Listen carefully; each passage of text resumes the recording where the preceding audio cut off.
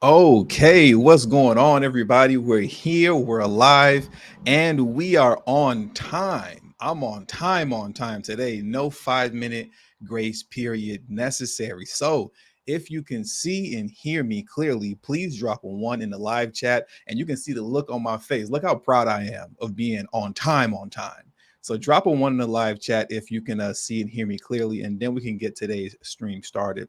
And while I'm waiting for the ones to come into the live chat, the number one thing and most important thing you can do for me, as always, is to hit the like button. That is the most important thing that you can do for me on my live stream and my videos. What that does is that it helps to ensure that YouTube will indeed send out the notifications to those who are subscribed to this channel. And it also helps this video permeate throughout the YouTube algorithm. That way, this video will go out to those that need to see and are interested in this type of information. Also, if you've been ghost watching my channel for quite some time now, but haven't dedicated to subscribing yet, please hit that subscribe button and hit the bell notification next to the subscribe button so you can be notified whenever I release a new video. And lastly, please make sure you share this video out on your social media platforms as well, so everyone knows that I'm currently live. But it also has the same effect throughout the YouTube algorithm as well. And as I'm looking at myself in the replay, I'm thinking in my head like, yeah, I'm on time, and I'm looking at my hair like I need a haircut too. I need a haircut, really bad right now. But I see the ones are starting to come in, so we can get today's stream started, right? And I can stop complaining about needing a haircut.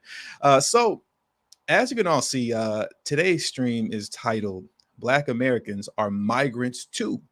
Biden administration pushes false narrative. They're working overtime on this false narrative that Black American descendants of slavery, are immigrants, in order to convince you and to get you on board with the Democratic Party's open border policies and non-citizen voting and things of that nature. All these policies that actually have a negative impact on the Black community and don't benefit you at all whatsoever. Now, recently, I believe it was yesterday, if I'm not mistaken, the annual Freedman Banks Forum was held in Washington, D.C., I believe. That's a forum that's held annually once a year. I believe this was the eighth one. And for those who are unaware, and I'll just give you a quick history of the Freedmen's Bank for those who don't know, which I'm sure most of you know already, but Freedmen's Bank, right, was a bank that was established by the United States government for newly freed slaves after they were emancipated in 1865. But the problem with that bank was that it was actually its board of directors were white men, right? And with that, they very intentionally and deliberately just stole funds. They didn't misappropriate the funds. They tell a narrative of, how they gave out very risky loans to one another, meaning like they're taking money from this black bank by former slaves who put their money in that bank so that they could participate in the wealth building process of America. Now, this black bank with black money from former slaves is now being taken and used to finance white endeavors, risky white endeavors. So, the white Americans of that time that were running the bank and those in the country, as opposed to using their own money in their own banks to make risky investments, they were using the money of former slaves, and that led to the inevitable collapse of the bank. Right. So now, fast forward to 2020, or I should say in 2023, and we now have these forums called the Freedman Bank Forums, if I remember correctly. That's what it's called, the Freedman Bank Forums. And ideally, what it's supposed to do is it's supposed to articulate the current state of Black Americans as it pertains to wealth building, financial prosperity, job creation, or I should say business creation, so on and so forth. But instead, the Freedman Bank Forum, right, is used to push a narrative of immigrants and people of color. That's what it's used for. It's used to promote a pro-immigrant narrative and a pro-people of color narrative, right? So to get the gist of how this forum went, what I want to do is play a quick, I believe it's 2-minute clip of what Kamala Harris had to say when she spoke at the Freedman's Bank Forum. And then we'll get back into the conversation. So let me pull this up for you on the screen right now, and let's get into this.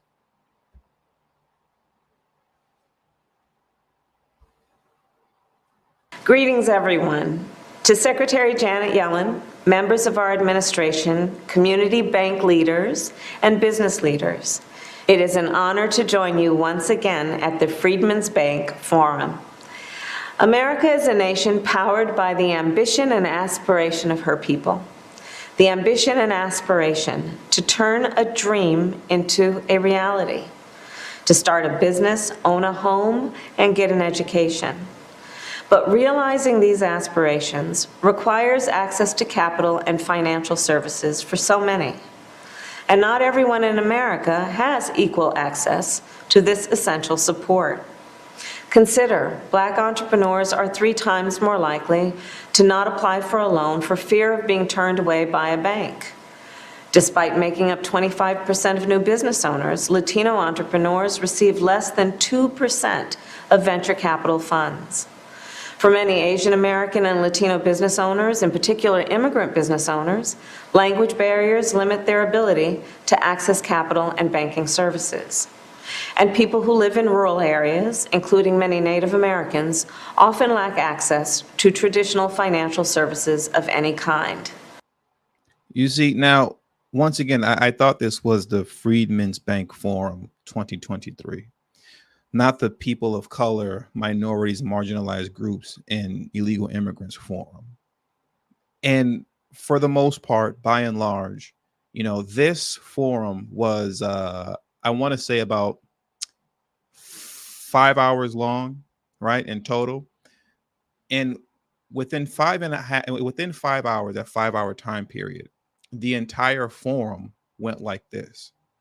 All the discussions were around immigrants and other people of color groups, right?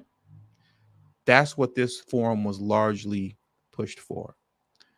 And it's disgusting because it's only Black American issues, Black American policies, or I should say points of interest, that instantly become community property in order to push a Democratic Party agenda, right? It's only with Black Americans that their issues are used in that fashion. But what was one positive thing that came out of this? What was one positive thing, at least in my opinion, or I shouldn't say that came out of it, but one positive thing that I did see is that there was a brother that I'm familiar with. On Twitter, he goes by the name of Chad Boogie. I don't believe his last name is Boogie, right? I don't believe his last name is Boogie, but I do believe his first name is Chad. And I have met him once before, very briefly. He actually attended, right? He was there. He attended the forum, and he was there speaking. Well, I shouldn't say speaking, but he was there and attempting to have dialogue and conversation with those who were willing to listen to him, fighting on behalf of the descendants of American slavery for lineage specific legislation. So this was just the one brother who was actually holding it down, being on code, as many like to say, attending this joke of a forum, but to actually push on behalf of the people that this forum should be pushing on behalf of. But the sad reality is that most likely throughout the entirety of this forum, from those who were speaking to those who attended, this good brother right here, Chad, was the only one there who was actually pushing for descendants of American slavery, for lineage-specific policies. Everybody else, as it pertains to Black politicians and pundits, were pushing to convince you that you too are migrants, you too are immigrants, and that we're all in this together as people of color, minorities, and marginalized groups, right? How many of you all remember this right here? Let me pull up something for you very quickly. This was back in 2019 that this tweet was released by the Congressional Black Caucus.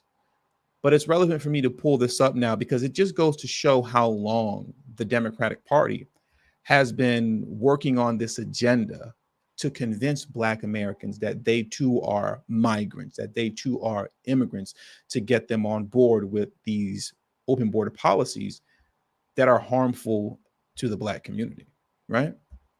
Give me just a second while I pull this up. How many of you all remember this?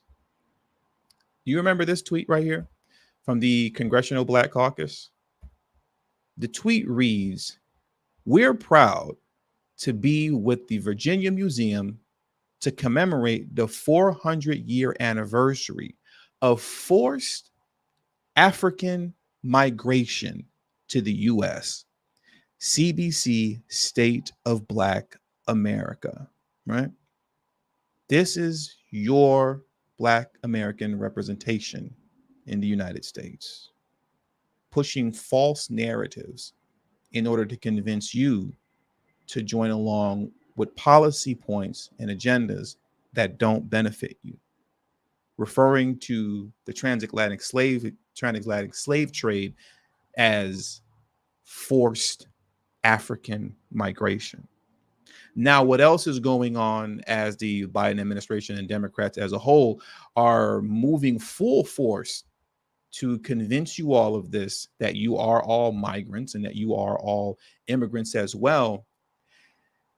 With the situation that's currently going on in Chicago, as well as New York City and other Democratic ran cities, particularly in Chicago, as I've covered in detail, the Black residents over there are turning up, for lack of better words, right? They're getting active and they're fighting for their communities and fighting for the very scarce resources that they have left to stay within their community. And there is a woman, I'm going to pull her up right now, who is a columnist of some sort by the name of Natalie Y. Moore, who put up just a gross attempt at trying to convince Black Americans that they too are migrants. This was a horrible article. And here it goes right here. Now, here's the tweet that she put up before we get into the article. "Black Chicago, let's check our attitudes on migrants." Understand, as I've said multiple times in the past, and I'll continue to say, mainstream Black politicians and political pundits, their job is to manage the Black community. Their job is to make sure that you all stay in line with Democratic Party policy agendas. That's the only reason they exist. On no level does the Congressional Black Caucus or people like Natalie Moore or the president of the NAACP, on no level do they exist to actually push for the advancement of Black Americans in the United States. They simply push to keep you in line with the Democratic Party. Now, let's get into this article right here so you can see just how awful it is and how awful it was at making this very gross attempt at convincing you all, literally trying to convince you that you are migrants too. But before we do that, there are 360 of you here in the live stream right now. If you haven't already, please hit the like button. There are 360 of you in here right now. Hit that like button. And also, thank you very much, Untried Genius, for your contribution to today's show, being the first person to contribute to today's stream. I appreciate you, brother. He said, you see Dennis's long post, long post. She was denied access. Oh, that's interesting. I have to look into that. So Denise tried to get into the forum, but they wouldn't let her in. That's interesting. I have to look a little bit more into that. I was unaware of that, but I'll definitely check that out. And thank you for informing me on that, Try Genius. And thank you for supporting the channel as well. Now, let's get into that article that I want to show you all right now. Let's dive into this, right? This is just disgusting. So this article here comes from the Chicago Sun-Times, and it's titled, "Black Chicago, let's check our attitude on migrants." Because, of course, how dare you fight for your community? How dare you fight for the resources in your neighborhood that you fought for years just to obtain the little bit that you have? And now you're being greedy and you don't want those resources to be stripped from you and given to so-called migrants who cross the border illegally. How dare you? How dare you, Black Chicago? Check your attitudes. She writes, I cringe when I hear Black folks spew anti-immigrant rhetoric. They're not doing that in Chicago. She's a liar. We know what it's like to be otherized and accused of taking something away from another group. She's making false equivalences right now, and she makes false equivalences throughout the entirety of this article. I'm just going to read a few paragraphs and then we're going to move forward. I believe it's the adage, we're a nation of immigrants, rings hollow for many Black Americans. For those of us descended from enslaved people, the sentiment feels like erasure of our ancestors who forcibly labored on plantations. Immigration is foundational to the US. Yes, so was slavery. I repeat, she said immigration is foundational to the US. And yes, so was slavery. And she made sure to put slavery on the back end, right?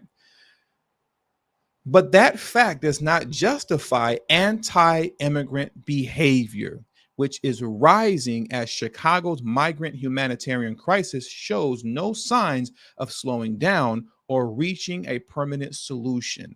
There has been absolutely no anti-immigrant behavior from the Black Chicagoans who have been protesting, filing lawsuits, putting all type of injunctions on Brandon Johnson to prevent him from stealing critical resources from Black Chicago and handing them over to the so-called migrants. There has been zero anti-immigrant behavior. You saw more anti-immigrant behavior coming from Brighton Park, which is 80% Hispanic and 10% AAPI, in which when they had a protest over there, they actually attacked their alderwoman, sending her aide to the hospital.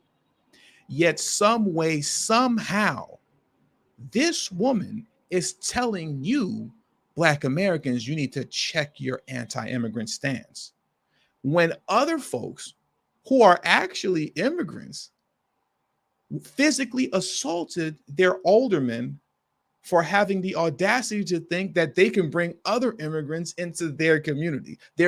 Brighton Park is literally a community of immigrants that don't want immigrants in their community, and they beat up their alderwoman because of it. But some way, somehow, Black Americans in Chicago are anti-immigrant. Make it make sense, right? Make it make sense, because it doesn't make any sense. But let's carry on. Let's carry on. Republican Texas Governor Greg Abbott is using red politics to tarnish a blue city. He vows to keep relocating migrants on buses to Democratic-run cities. Soon, the crisp air will transition to a brutal winter hawk for migrants who will experience their first snowfall in the Windy City. The cost to Chicago could top $255 million by year's end. She's actually undercounting the actual cost. Illinois Governor J.B. Pritzker already stated that this situation is already going to cost. It's going to cost Chicago. It's going to cost the state of Illinois, but mainly Chicago, $500 million by year's end. Right. So she's undercutting that by in half. But let me start that over again because I'm pontificating a little too much. The cost to Chicago could top $255 million by year's end, sidetracking Mayor Brandon Johnson's agenda to focus on helping marginalized communities. Brandon Johnson, as I've showed you and proved to you numerous times before, has never had an agenda to help marginalized communities. And look at the lies that come out of these serpents' mouths. She said that what Greg Abbott is doing is hindering the agenda to focus on helping marginalized communities. But wasn't it Brandon Johnson that sat up here on live television in Chicago and told you all there's enough for all of us? So if there's enough for all of us in Chicago, right? If there's enough for everyone in Chicago, marginalized communities, whatever that means, because I don't even know what that's supposed to mean. They didn't say Black. So if they're not saying Black, I don't know what you're talking about. That's that benign neglect nonsense. But I don't want to digress too much. Brandon Johnson said, there's enough for all of us. Now she's saying what Greg Abbott is doing is hindering Brandon Johnson's plan to focus on so-called marginalized communities, whatever that is. So which one is it? Is there enough for all of us, which we know there isn't? Or is this hindering investment into the Black community? I think we all know that this is the latter. But the thing that's important to remember and keep in mind is that Brandon Johnson never promised Black Chicago anything. Now, here's the kicker. And hold on to your seats, right? Hold on to your seats as I read this last sentence of this article. And before I do so, there are 453 of you all in the live stream. Please hit the like button if you haven't already. Thank you very much. Now, hold on to your seats and check this out. Well, I have one more sentence before the final one, right? Asking for solidarity with strangers is a heavy lift when inequities in housing and job access are ever present. Listen to what she puts here. I also understand that sometimes immigrants with the same skin color adopt anti-Blackness once they settle into the US. Let me tell you why what she just said is complete and utter nonsense in her attack on Black immigrants right now and shifting the conversation to Black immigrants. By and large, Black immigrants aren't coming to Chicago. For those of you who don't know, when these so-called migrants cross the border and they're being bused to Chicago and they're being bused to New York or DC and Denver, they ask them, where do you want to be sent to? By and large, overall, the Black immigrants are choosing New York. They're not coming to Chicago. And when you talk to Chicagoans, particularly Black Chicagoans, they'll tell you these are all Hispanic immigrants at these migrant shelters. You can't find a Black immigrant at these migrant shelters. So this woman is literally sitting up here and lying to you and lying on Black immigrants to mask this very true and real fact right here. And I'm going to pull this up for you right now. What is she attempting to hide and what is she attempting to mask? She's attempting to hide and attempting to mask this Duke University study or research that was done back in 2006, which reads as such: Latino immigrants come to the US with negative stereotypes of Black Americans, new study shows. Now, obviously, this doesn't subscribe to every single Latino immigrant that crosses the border, obviously. But what this research does is give Black Americans fair warning of the reality of Latino immigrants who come across the border. But you see, if she were to actually highlight that, then what that would do would assist in turning Black Americans off to the ideas of open borders, as these open border policies are now negatively impacting Black Chicago. So instead of highlighting this very real fact that's on your screen right now by way of this Duke University study, what she instead opts to do is shift the focus to Black immigrants. How disgusting is that? How disgusting is this woman? Amazing. And then she continued, and then she goes on to say, but I cringe when I hear Black folks spew anti-immigrant rhetoric. Once again, Black folks are not spewing anti-immigrant rhetoric in Chicago. That is a bold-faced lie. But here's where you need to hold on to your seats, right? Hold on to your seats here. Generations of Black Chicagoans do know what it's like to be a migrant within our own country. What is she talking about? What is she talking about?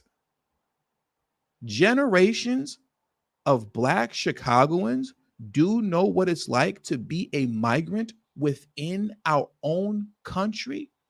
You cannot be a migrant in your own country. That is not possible. That is literally impossible for you to be a migrant in your own country. You can't do that. But this is the nonsensical rhetoric that comes from the Democratic Party that's pushed on the Black community to get you to get behind this open border nonsense, right? That you too are a migrant because of a period in time when newly freedmen, right, started to migrate from the South to the North. So then that by default makes you an immigrant. That doesn't. That's a twisting of definitions, false definitions. This is false. Now, what I want to move over to very quickly, because I want to continue to piggyback on this false equivalence between the migration of Blacks from the South to the North and the illegal immigration of those coming from south of the border into the United States of America. I want to highlight something for you very quickly.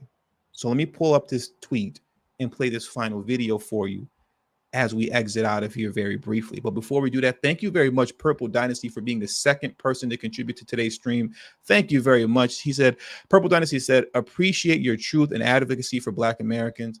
Thank you very much. And Middle of Mars just simply gave me 2 thumbs up. I appreciate you, Middle of Mars. And thank you, everybody, for those of you who have contributed to today's stream. It is deeply appreciated. And I'm not just saying that to be saying it.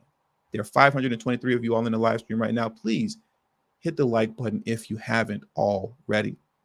But now, in closing, let's get into this tweet here, because I want to continue to piggyback on this false narrative and the false equivalence, this idea that because Black Americans migrated from the South to the North, that then makes them immigrants. This is a false narrative that continues to be pushed by the Democratic Party by way of Black politicians and Black Democrat political pundits, right? So here's a tweet that I want to show you. Let's get into this right now in closing. This tweet here, and it's from at Black Voices, a Black Voice, right? It should be right there on your screen. You should see it. I'm just going to read the first paragraph that he has here. And then what I'm going to do is play the video that he has at the bottom. And as a matter of fact, I'll do you all a favor right now, because there's a series of videos that you should all listen to. And it's coming from Derek Jackson, president of the NAACP. And what I'll do right now is that I'll put the link for this tweet in the live chat. So I just dropped it in the live chat, and I'll be sure to remember to put that in the description box below and pin it in the comment section at the end of the stream so you all can have access to this as well, right?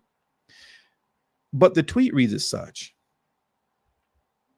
2 days ago, at an NAACP event in Michigan, Derek Johnson, president of the NAACP, falsely characterized American freedmen as immigrants to promote the notion of immigrants, to promote the nation of immigrants narrative, right? This rhetoric is commonly associated with political agendas that deprioritize Black Americans. I fumbled that a little bit, and what he said was that was very crystal clear and perfect and succinct how he wrote that out. So I just want to read it one more time. 2 days ago, at an NAACP event in Michigan, Derek Johnson, president of the NAACP, falsely characterized American freedmen as immigrants to promote the nation of immigrants narrative. This rhetoric is commonly associated with political agendas that deprioritize Black Americans. Now, like I said, he has the entire audio clip broken up in 2-minute and 30-second portions. I left the link in the live chat, and I will leave the link in the description below after the stream is over so you can listen to yourself. But what I want to do now is just play the very first video clip that he has here, because it's just disgusting. I'm going to be honest with you. This level of just kind of treasonous activity, it's I can't even say what's honestly on my mind right now, but it's just disgusting. So let's get into this right now. From the president of the NAACP, Derek Johnson. Some of you understand what I'm talking about. If you don't, let me put it this way. No one chooses where they are born, to whom, what family, what region of the globe, or what community, and they should have the right to survive. They should have the right to survive. I grew up in Detroit, as it was said earlier, and I loved my community. It was a beautiful community. It was a community of immigrants. Folks immigrated from Alabama. They immigrated from Mississippi. They immigrated from Arkansas. They immigrated from Georgia. A community of immigrants. This is disgusting. I apologize for interrupting. This is so disgusting. Fleeing hostile territories where they were being oppressed and denied opportunity to work for a fair wage for their labor. Fleeing persecution because of the color of their skin. Oh, y'all thought Latino people? We're talking about black folks. Now, This is treasonous. look around this room, all of us are immigrants. Let me rewind that one more time, and I'm not going to interrupt again. My apologies. Now look around this room, all of us are immigrants. You think about it. Look at your family history. Most of you are second, third, and some are fourth and fifth generation who migrated either during the Great Migration 1 or Great Migration 2. Immigrants. Others who immigrated from other countries because of persecutions and failed governments and issues that caused them to have to leave from the place of their ancestral birth to come here because it was said there were opportunities and or safety. This is a false equivalence, a gross and highly disrespectful false equivalence. Immigrants. Others of you who come from some European country because of persecution, whether it was based on religion or lack of opportunity, and you came here because your ancestors or your immediate parents seeking opportunity. Immigrants. Opportunities that was guaranteed under this thing we call a constitution that we know as a social contract. But that contract is only as good as the individuals who are in office to ensure it is provided to all citizens equally. That is just disgusting. That is disgusting. You cannot be an immigrant in your own country. I'm originally from Chicago. Technically, as it pertains to the technical definition of what it is to migrate, right? If you migrated, technically speaking, I migrated from Chicago to Los Angeles. Technically speaking, that's true. But as it pertains to being an immigrant, I cannot be born and raised in the United States, from Chicago, but I'm an immigrant to Los Angeles. That doesn't make logical sense. That is not the definition of what an immigrant is. An immigrant is someone who is you've migrated to a foreign land, to a foreign country, a country that is not yours. That's what an immigrant is.